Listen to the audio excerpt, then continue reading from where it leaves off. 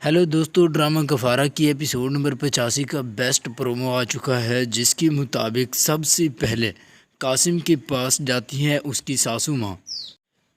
चूँकि पिछली एपिसोड में आपने देखा होगा कि जोया ने तमाम घर वालों को इस काम के लिए राज़ी किया था कि निमी के घर जाकर निमी की खैरियत पूछ लें, वहाँ पे कासिम से भी पता कर लेंगे कि निमी की हालत क्या है। तो इस पर वो तमाम लोग कासिम के घर चले जाते हैं और निमी की माँ जब कासिम से पूछती है कि निमी की अब हालत कैसी है और तुम्हारी ये हालत किसने की है, तुम्हारे सर पर किसने ये पत्थर वगैरह या कांच मारा है, तो कासिम तमाम लोगों को बताता है कि मेरे सर पे निमी ने ही ये कांच मारा है, उसने गिलास तोड़ा, तोड़ने के बाद फिर मेरे सर पे दे मारा।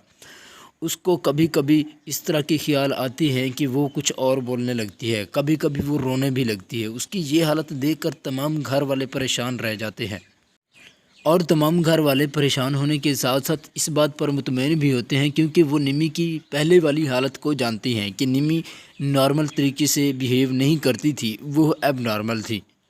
और इस बार कासिम की गेम भी पूरी होती दिखाई देती है। जोया भी अपनी चाल चल देती है, क्योंकि जोया उससे पहले से ही दुश्मनी करती थी। निम्मी ने जो कुछ उसके साथ किया था, जोया तमाम कुछ वही कर रही थी। वो तमाम घर वालों को इसलिए राज़ी कर रही थी कि वो किसी के सामने नज़र ना आए कि वो उनकी दुश्मन है। उसके बाद दूसरा जो बात होती है वो है सितारा और उसकी जो चच्ची ज़ाद थी। सितारा की आपने तमाम कुछ हरकत जो थी, तमाम कुछ एक्टिंग थी, वो आपने पिछले एपिसोड में देखी थी कि वो सालार से थोड़ा नाराज़ हो जाती है और वो कहती है कि मैं अब अपने घर चली जाऊंगी। तो इस बात पर वो कायम रहती है कि अब मैं अपने घर चली जाऊंगी, अपने चचा और चची के साथ ज़िंदगी बसर करूंगी। यहाँ पे सालार की ज़िंदगी डिस्टर्ब हो रही है और मुझे यहाँ पे बार बार उसके वालिदैन यूज़ कर रहे हैं, मुझे कोई पसंद नहीं करता। उसके ज़हन में ये बात बैठी रहती है कि सालार मुझे पसंद नहीं करता, वो मुझे धोखे से लाया था। तो वो जब चच्ची के पास जाती है तो चच्ची उस पर बरस पड़ती है कि तुम्हारी वजह से हमारा तमाम काम ख़राब हुआ है, हमारे घर की सबसे बड़ी नहुसत तुम ही हो, तमाम की तमाम बेइज्जती की शुरुआत तुम्हारी वजह से हुई। अगर तुम हैदराबाद ना जाती और वहाँ पर सालार के साथ इस तरह के बिहेव ना करती, उसके साथ पकड़ी ना जाती, तो हमारी जो इज़्ज़त थी वो बरकरार रहती। अब तुम्हारी वजह से तमाम की तमाम इज़्ज़त हमारी मिट्टी में मिल चुकी है। तो इस पर सितारा कहती है कि मेरी वजह से कहाँ पे मिली है, मैंने तो कुछ भी नहीं किया था, ये तो आपकी बेटी ने ही किया है। आपको अपनी बेटी की तरफ सोचना चाहिए, लेकिन वो नहीं सोचती। वो बार बार उसको मेंटली टॉर्चर करती रहती है। इसी दौरान कुछ देर बाद सालार आ जाता है। सालार को जब सितारा देखती है तो उसके जहन में अजीब से सवालात पैदा होते हैं। सालार वही है जिसने मुझे धोखा दिया था और अब मुझे यहाँ पे लेने आ गया है। तो वो सालार के पास जाती है और सालार से गुफ्त शनीद शुरू हो जाती है। दोनों मियाँ बीवी में इस तरह की बातें चलती रहती हैं कि तुम यहाँ पे क्यों आए हो, और सालार अपनी सफाई पेश करता है कि मैं तुमसे मोहब्बत करता हूँ, इसलिए यहाँ पे आया हूँ, मैं भी इधर रहूँगा अगर तुम इधर रहोगी तो। लेकिन सितारा उसकी बात मानने से बिल्कुल इनकार कर देती है और कहती है कि मैं यहाँ पर रहूँगी हमेशा के लिए और तुमने यहाँ पे नहीं आना। और वो वहाँ पे सालार को उसके माँ बाप की जो बातें वो सुना करती है, वो तमाम की तमाम बातें उसको याद दिलाती है और बताती है कि तुम्हारे माँ बाप तो चाहते ही नहीं। तो सालार कहता है कि मैं तो यही तुम्हें समझा रहा हूँ कि मेरे माँ बाप तुम्हें तरक्की करता हुआ नहीं देखना चाहते, वो चाहते हैं कि तुम घर से निकल जाओ, लेकिन मैं नहीं चाहता। तुम अपनी तरक्की के लिए अपनी पढ़ाई जारी रखो और वहाँ पे रहो। लेकिन सितारा उसकी बात मानने से बिल्कुल इनकार कर देती है। वो कहती है कि ये तमाम की तमाम चालें वो सालार की हैं, ये मुझे फंसाने के लिए ये काम कर रहा है, मैं इसके जाल में कभी नहीं आऊँगी। लेकिन ये तमाम उसकी गलत फहमी होती है। सालार तो उससे पसंद करता है और उससे शादी इसलिए करता है कि वो उसका फ्यूचर संवार सके। और सालार उसे कहता है कि तुमने कब लिया कि मैं इस तरह की हरकत करूंगा कि तुम यहाँ पे रहोगी और मैं वहाँ पे रहूँगा। मैंने तुम्हारे बगैर ज़िंदगी बसर नहीं करनी, मैं अपने माँ बाप को छोड़ सकता हूँ सिर्फ तुम्हारे लिए।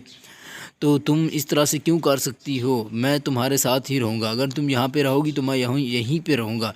तो वो लड़की सितारा, उसकी जो बीवी है, वो उस पर उलझने लगती है, कहती है नहीं, मैंने जो फ़ैसला कर लिया है मैं उस फैसले पर कायम रहूँगी और میں یہاں پہ رہوں گی، تم اپنے گھر ہی چلے جاؤ، تمہاری عزت وہاں پہ بچ جائے گی اور تمہارے ماں باپ بھی تم سے خوش ہوں گے، مجھ سے بھی تمہاری جان چھوٹ جائے گی اور تمہارے والدین کی بھی، وہ ہر وقت مجھے ناپسند کرتے ہیں اور مجھے باتیں سناتے رہتے ہیں۔ تو اس پر سالار بھڑک اٹھتے ہیں، وہ کہتے ہیں کہ اگر تم یہاں پہ رہو گی تو میں یہیں پہ ہی رہوں گا، اور اس کا بازو وہاں پہ پکڑ لیتے ہیں، اور آخرکار ان کی باتوں کا سلسلہ جاری رہتا ہے اور دونوں میں گفت و شنید اور لڑائی جھگڑا ساتھ ساتھ چلتا رہتا ہے، جیسا کہ میاں بیوی میں اس طرح کے جھگڑے چلتے رہتے ہیں۔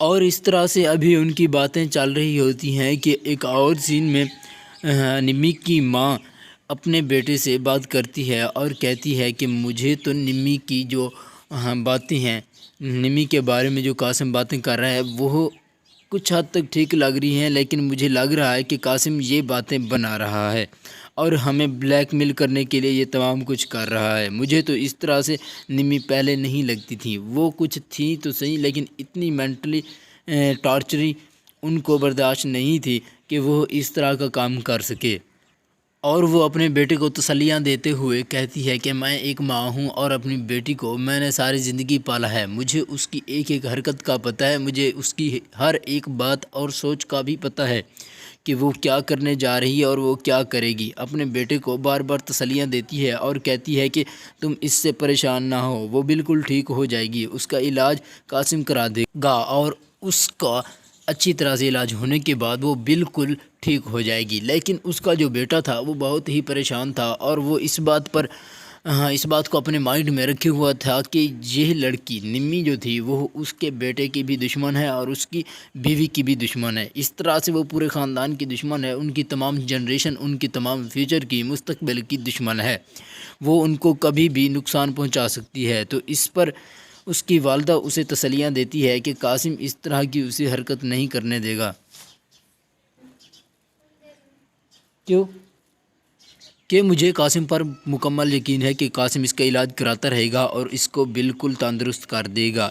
یہ بات زویا بھی اس کی سنتی رہتی ہے اور زویا دل ہی دل میں خوش رہتی ہے کہ نمی کا ہماری زندگی سے اس کی جان چھوٹ گئی ہے، ہم اس سے بچ گئے ہیں، اس کی جو نحوست تھی اس کی نحوست سے ہمیں بچا لیا گیا ہے، اور قاسم کی میں بے حد شکر گزار ہوں۔ دل ہی دل میں یہ باتیں سوچ رہی ہوتی ہے، جب وہ اپنی ساسو ماں کی اس طرح کی پریشانی کی باتیں سنتی ہے تو اندر سے خوش رہتی ہے۔ لیکن اب بات آتی ہے کیا زویا اور قاسم کا جو فراڈ ہے، ان کی جو گیم ہے، اس کا نمی کی ماں کو پتہ چلے گا یا نہیں، اور اس کے ساتھ ساتھ اس کی ماں جو اتنی بے اضطراب میں اپنی زندگی بسر کر رہی ہے، کیا نمی سے پہلے اس کو کوئی انسیڈنٹ واقع ہونے والا ہے؟ لیکن ابھی تک کوئی بھی یہ بات معلوم نہیں ہو رہی کہ ان کا نتیجہ کیا ہوگا۔ تو دوستو اگر چینل اچھا لگا ہے تو سبسکرائب کریں۔